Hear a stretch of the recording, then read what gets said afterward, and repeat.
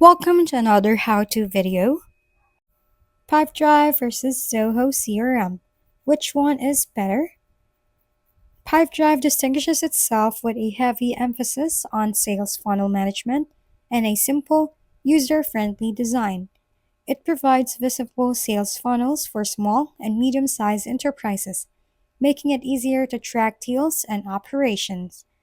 Pipedrive is excellent at automating tedious operations, integrating with popular email providers to facilitate communication, and offering reports that can be customized to track sales effectiveness. Sales teams are guaranteed to remain productive while on the go thanks to its fully equipped mobile app. With cheap pricing that starts at $12 per month, Pipedrive is a good choice for companies looking for an easy to use and efficient CRM.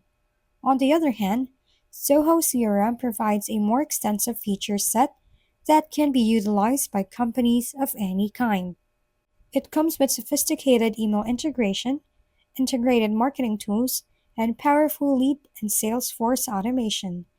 Businesses may customize Zoho CRM to meet their unique needs thanks to its platform's wide customization capabilities. It also offers sophisticated reporting and analytics feature along with ticket management tools for customer service. Because of its many capabilities, Zoho CRM can be more complicated, but it also has an adjustable user interface that makes it easier to use. A multitude of applications, including Zoho's portfolio of apps and other services, are effortlessly integrated with Zoho CRM. For those that only need basic capabilities, there is a free version available, with monthly pricing starting at $14 per person. The decision between Pipedrive and Zoho CRM ultimately comes down to your unique needs. Pipedrive is a great option if user friendliness and a smooth sales process are your top priorities. However, Zoho CRM is a superior choice if you require a fully configurable CRM with cutting edge features and integration capabilities. Strong solutions are provided by both platforms, so you can choose the one that best fits your company. That's it for this tutorial.